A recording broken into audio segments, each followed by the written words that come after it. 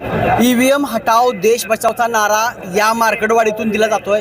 मात्र आज महायुतीचे नेते गोपीचंद पडळकर, रामभाऊ सातपुते, सदाभाऊ खोत यांनी हा मुद्दा खोडून काढलेला आहे।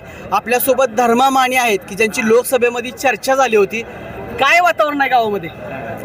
काय तुम्ही आता मीडियाने टिपला असेल घेतलं वातावरण काय ते ही त्यांची सगळी बोगस बडबड आहे सगळी की ईव्हीएम मध्ये घोटाळा आहे। ही सगळ्या म्हणजे चुकीचा आहे सगळा पॅटर्न त्यांचा आहे। काय झालं मार्कडवाडीमध्ये नक्की उत्तम जानकरांना जे लीड कमी मिळालं त्याचं काय कारण होतं नक्की? ही गाव मुळातच मोहिते पाटलांच्या विरोधातला आणि उत्तमराव आणि मोहिते पाटील यांची युती झालेली तर या गावाला कसलीच पसंत पडली नाही लोकांना। आणि भावनी इथं 21,89,00,000 विकास कामं केली ती। इथली गोरगरीब सर्वसामान्य जनता आहे का नाही पुढारी सोडून ही भावनच्या कामावर एकदम आकर्षित झालेले। काय काय कामं केली होती? भावनी सर्व रस्त्यांची कामं केली। इथं वशा मारुतीचं देवस्थानाचं 7-7.5 कोटीचं काम केलंय। असं भरपूर दिवं दिल्यात।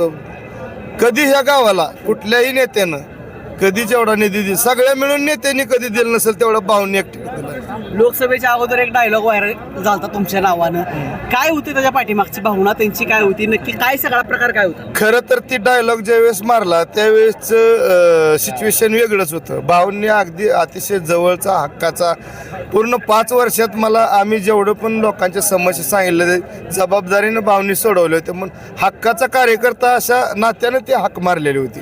त्याचा स्पीड वाढवून ती वेगळा नेरेटिव्ह तयार केला। लोकसभेत पण लोकांनी मतं दिली होतीच की त्यावेळेस, पण आता देखील म्हणजे तुम्हाला जे आव्हान केलं त्या पद्धतीने राम सातपुतेंच्या पाठीमागे लोक आता राहिलेच की? हो 100% राहिले। लोकसभेला पण राहिले असती पण भाव इथं नसल्यामुळे थोडी कसर कमी पडली। तर लोक हाताळायला माणूस कोण राहिला नाही का, ग्राउंडवर काम केलेलं माणूस राहिला नाही त्यामुळे 65,000 पडली। आणि काय काय यांना ही जी फेक नेरेटिव्ह जी सध्या निर्माण करते त्यांना काय सांगाल तुम्ही? फेक नेरेटिव्ह वाल्याने आपापल्या स्वतःच्या गावातली मतं चेक करावीत। रामभाऊ सातपुत्यांना ही मतं पडलेलीच आहेत। त्यात अगदी केसभर बदल नाही, त्यात लबाड नाही, खोटं नाही, काय नाही। निवडणूक लावू दे म्हणते तर लावू दे की राजीनामा द्यायला तयार? पूर्ण तालुक्याचे लावा 100% रामभाऊ आमदार होणार, रामभाऊच निवडून येणार। त्यांनी राजीनामा देऊन निवडणूक लावावी। जनतेला अंदाज थोडं जनतेत चुकीचा नेरेटिव्ह सेट करत होती।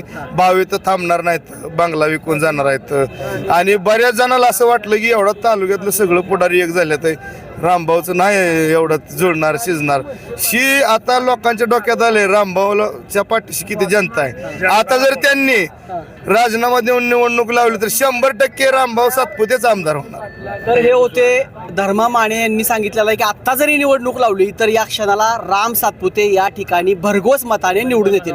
मुंबई तकसाठी नितीन शिंदे, मार्कडवाडी।